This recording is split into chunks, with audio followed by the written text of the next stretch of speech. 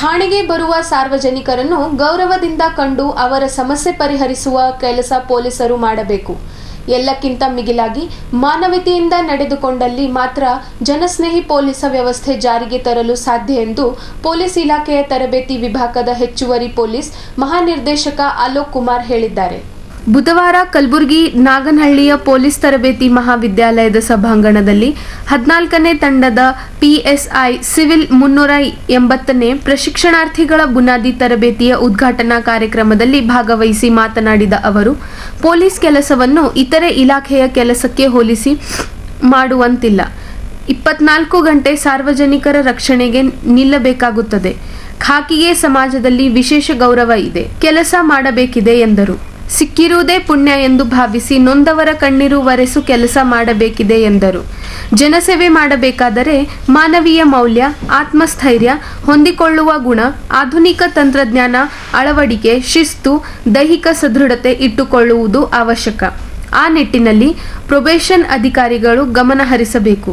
ಇತ್ತೀಚೆಗೆ ಪೊಲೀಸರು ಆತ್ಮಹತ್ಯೆ ಮಾಡಿಕೊಳ್ಳುತ್ತಿರುವುದು ನೋವು ತಂದಿದೆ. ಜನರ ಸಮಸ್ಯೆ ಬಗೆಹರಿಸಬೇಕಾದವರು ಅವರಲ್ಲಿ ಆತ್ಮವಿಶ್ವಾಸ ತುಂಬಬೇಕಾದವರೇ ಆತ್ಮಸ್ಥೈರ್ಯ ಕಳೆದುಕೊಂಡರೆ ಹೇಗೆ ಎಂದು ಪ್ರಶ್ನಿಸಿದ ಅವರು, ಒತ್ತಡದಿಂದ ಹೊರಬರಲು ದಿನನಿತ್ಯ ವ್ಯಾಯಾಮ, ಯೋಗ ಜೀವನದ ಭಾಗವಹಿಸಬೇಕು ಎಂದರು. ಪೊಲೀಸರಿಗೆ ಅತ್ಯುತ್ತಮ ತರಬೇತಿ ಕರ್ನಾಟಕದಲ್ಲಿ ನೀಡಲಾಗುತ್ತಿದೆ. National police academy, IPS academy ಮಾದರಿಯಲ್ಲಿ ಪಠ್ಯಕ್ರಮ ಸಿದ್ಧಪಡಿಸಿಕೊಂಡು ಪ್ರಶಿಕ್ಷಣಾರ್ಥಿಗಳಿಗೆ ತರಬೇತಿ ನೀಡಲಾಗುತ್ತಿದೆ.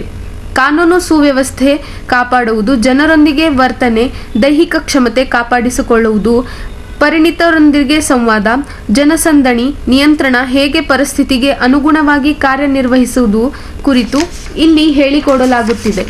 ಅಲ್ಲದೆ ಇಲ್ಲಿಂದ ತರಬೇತಿ ಮುಗಿಸಿಕೊಂಡು ಹೋದ ನಂತರ 5 ವರ್ಷ ನಿರಂತರ ಅವರ ಕಾರ್ಯ ವೈಖರಿ ಬಗ್ಗೆ ಅವಲೋಕನ ಮಾಡಿ ಮೇಲಾಧಿಕಾರಿಗಳಿಗೆ ವರದಿ ನೀಡಲಾಗುತ್ತಿದೆ. ವಿಶೇಷವಾಗಿ ಮಹಿಳಾ ನೌಕರರಿಗೆ ತರಬೇತಿ ಸಂದರ್ಭದಲ್ಲಿಯೇ ಅವರ ಕುಟುಂಬಸ್ಥರೊಂದಿಗೆ ಇಲಾಖೆಯ ಕಾರ್ಯವೈಖರಿ ಬಗ್ಗೆ ಸಮಾಲೋಚನೆ ಮಾಡಲಾಗುತ್ತದೆ. ಹೀಗೆ ತರಬೇತಿಯಲ್ಲಿ ಇಲಾಖೆ ಅನೇಕ ಬದಲಾವಣೆಗಳನ್ನು ತಂದಿದೆ ಎಂದು ಅಲೋಕ್ ಕುಮಾರ್ ತಿಳಿಸಿದರು. ಇತ್ತೀಚೆಗೆ ಸೈಬರ್ ಅಪರಾಧ ಹೆಚ್ಚಾಗಿದೆ.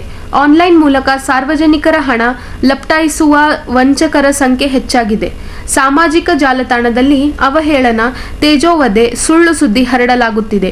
ಸಾಮಾನ್ಯ ಅಪರಾಧಗಳ ನಿಯಂತ್ರಣ ಜೊತೆಗೆ ಸೈಬರ್ ಕ್ರೈಮ್, ಸೋಷಿಯಲ್ ಮೀಡಿಯಾ ಪ್ರಕರಣಗಳಲ್ಲಿ ಜನರಿಗೆ ನ್ಯಾಯ ದೊರಕಿಸುವ ಸವಾಲು ಇಲಾಖೆಯ ಒಂದಿದೆ. ಅಪಘಾತ ಪ್ರಕರಣದಲ್ಲಿ ಗೋಲ್ಡನ್ ಅವರ್ನಲ್ಲಿ ವ್ಯಕ್ತಿಗೆ ಚಿಕಿತ್ಸೆ ಎಷ್ಟು ಮುಖ್ಯವೋ ಅದೇ ರೀತಿ ಸೈಬರ್ ಕ್ರೈಮ್ ಪ್ರಕರಣಗಳಲ್ಲಿ ಹಣ ಕಳೆದುಕೊಂಡ ಪ್ರಕರಣಗಳಲ್ಲಿ ಅಷ್ಟೇ ತ್ವರಿತವಾಗಿ ಸ್ಪಂದಿಸುವ ಅಗತ್ಯವಿದೆ ಎಂದು ಅಲೋಕ್ ಕುಮಾರ್ ಒತ್ತಿ ಹೇಳಿದರು.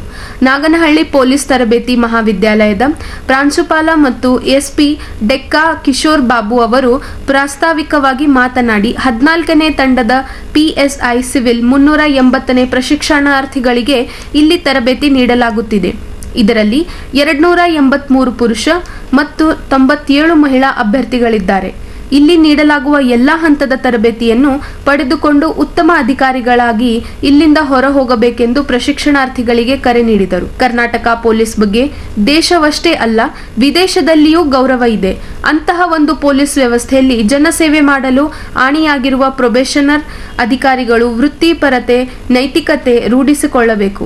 ಶಿಸ್ತು, ಕಾನೂನು ಪರಿಪಾಲನೆ ಜೊತೆಗೆ ಮಾನವೀಯತೆ, ಅಂತಃಕರಣ ಮರೆಯದಿರಿ ಎಂದು ಕಲಬುರಗಿ ನಗರ ಪೊಲೀಸ್ ಆಯುಕ್ತ ಡಾಕ್ಟರ್ SD ಶರಣಪ್ಪ ಅಧಿಕಾರಿಗಳಿಗೆ ಕಿವಿಮಾತು ಹೇಳಿದರು. ಇದೇ ಸಂದರ್ಭದಲ್ಲಿ ಅಲೋಕ್ ಕುಮಾರ್ ಸೇರಿದಂತೆ ಹಿರಿಯ ಪೊಲೀಸ್ ಅಧಿಕಾರಿಗಳು ಸವಿನೆನಪಿಗೆ PTC ಆವರಣದಲ್ಲಿ ಗಿಡ ನೆಟ್ಟು ನೀರುಣಿಸಿದರು. ಕಾರ್ಯಕ್ರಮದಲ್ಲಿ ಈಶಾನ್ಯ ವಲಯದ ಉಪಮಹಾನಿರೀಕ್ಷಕ ಶಾಂತನು ಸಿನ್ಹಾ, SP ಅಡ್ಡೂರು ಶ್ರೀನಿವಾಸಲು, DCP ಕನಿಕಾ ಸಿಕ್ರಿವಾಲ್, ಪ್ರವೀಣ್ ನಾಯಕ್ ಸೇರಿದಂತೆ ಅನೇಕ ಪೊಲೀಸ್ ಪದಾಧಿಕಾರಿಗಳು, ಪ್ರಶಿಕ್ಷಣಾರ್ಥಿಗಳು ಉಪಸ್ಥಿತರಿದ್ದರು.